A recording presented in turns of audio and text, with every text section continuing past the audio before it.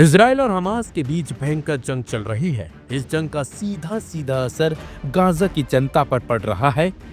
Israel Hamas का खात्मा और अपने बंधकों की रिहाई के नाम पर गाजा में नरसंहार कर रहा है, लोगों की जान ले रहा है। इसी बीच एक चौंकाने वाला मामला सामने आया है। जी हां, हमास ने इजराइल से युद्ध रोकने की मांग की है। अब सवाल ये उठता है कि आखिरकार हमास ने अचानक से युद्ध रोकने की अपील क्यों की है? तो इसके पीछे वही बंधक हैं जिन्हें छुड़ाने के लिए इजराइल हमास को खत्म करना चाहता है, लेकिन अब उन्हीं बंधकों की जान खतरे में है। जानकारी के मुताबिक हमास की आर्म्स विंग ने रविवार को इजरायली सेना से अपील की है कि वह अस्थायी तौर पर हवाई हमले रोक दे और गाजा सिटी के एक हिस्से से पीछे हट जाए। खबर है कि हमास ने 2 इजरायली बंधकों से संपर्क खो दिया है और उनकी जान को अब खतरा है। इसी बात का डर वॉर एक्सपर्ट्स को सताने लगा है।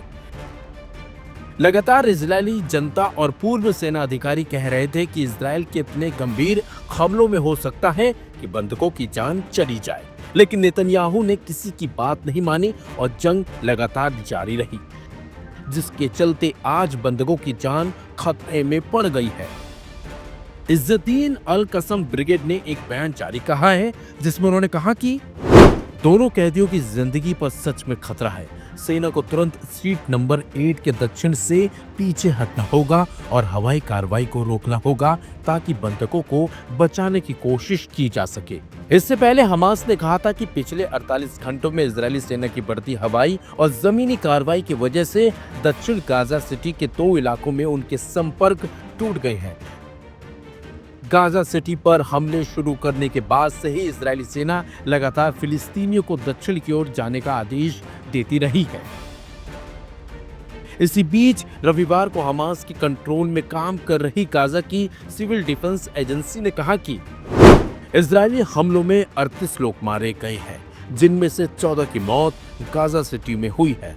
आपको बता दें, इजराइल के जरिए किए गए हमलों में अब तक गाजा में 65,000 से ज्यादा लोगों की जान जा चुकी है। डोनाल्ड ट्रंप ने इस जंग को रोकने का बीड़ा उठाया और 31 पॉइंट्स का एक प्लान भी पेश किया, जिसमें साफ साफ तौर पर कहा गया कि हमास को डिसआर्म करने की बात है और गाजा को फिर से बनाने को कहा गया। हालांकि अभी इस पर इजराइल और हमास दोनों सहमत हो पाएंगे या नहीं कुछ कहा नहीं जा सकता, लेकिन जिस तरीके से हमास ने युद्ध रोकने की मांग की है, ऐसे में सवाल यह है कि इजराइल इस बात को मानेगा या फिर नहीं, क्योंकि उसके बंधकों की अब जान खतरे में है। अगर ये बात इजराइल ने नहीं मानी तो फिर नेतन्याहू के खिलाफ इजराइल में आंदोलन खड़ा भी हो सकता है।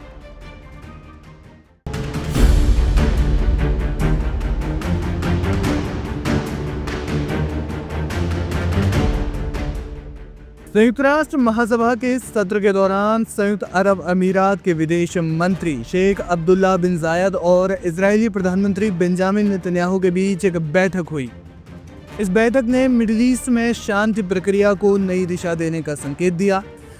बैठक के ठीक बाद यूएई राष्ट्रपति के राजनयिक सलाहकार अनवर गरगाश ने एक्स पर एक बड़ा दावा किया। उन्होंने फिलिस्तीन की जमीन पर इजराइल के कब्जे की फाइल को बंद करने की यूएई की निर्णायक स्थिति का ऐलान किया, यानी इजराइल अब फिलिस्तीन की धरती पर कब्जा नहीं करेगा। जी हां, ये बयान न केवल अब्राहम समझौते को बचाने का प्रयास है, बल्कि गाजा में लगभग 2 साल पुराने युद्ध को समाप्त करने और पश्चिमी तट यानी वेस्ट बैंक पर कब्जे की योजनाओं को रोकने के लिए वैश्विक दबाव का प्रतीक बन गया है।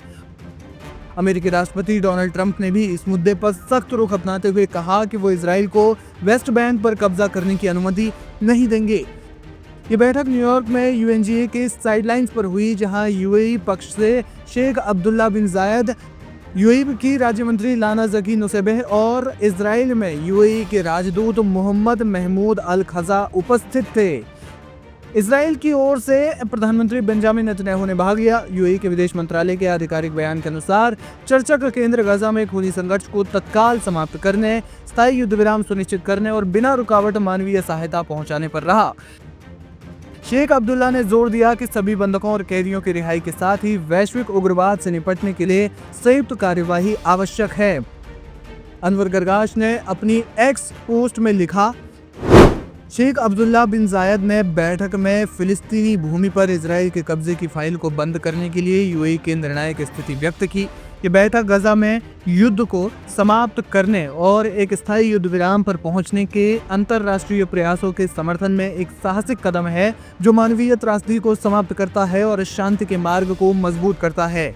उन्होंने इसे साहसिक कदम बताते हुए कहा कि ये गजा युद्ध को समाप्त करने, मानवीय त्रासदी को रोकने और शांति के मार्ग को मजबूत करने के अंतर्राष्ट्रीय प्रयासों का समर्थन करता है।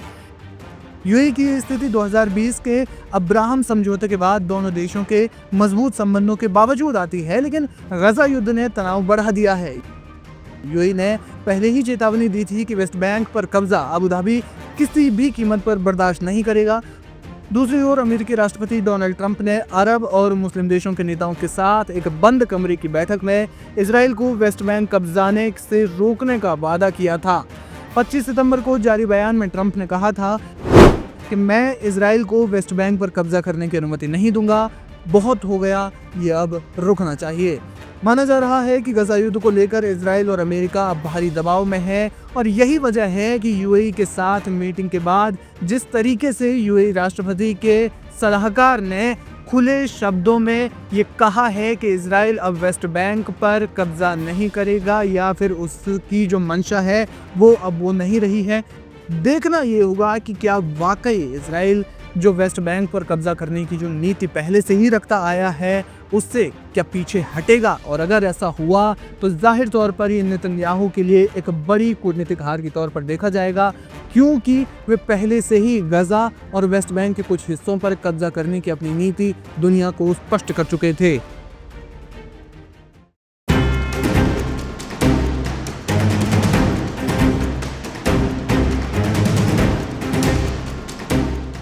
इजराइल के प्रधानमंत्री बेंजामिन नेतन्याहू ने 26 सितंबर को संयुक्त राष्ट्र महासभा में भयानक भाषण दिया, जिसमें उन्होंने हमास के खिलाफ इजराइल की कार्रवाई को आखिरी अंजाम तक ले जाने की बात कह डाली।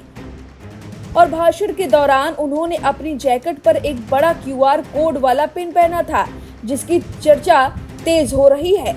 हालांकि नेतन्याहू ने खुद इस QR कोड के बाद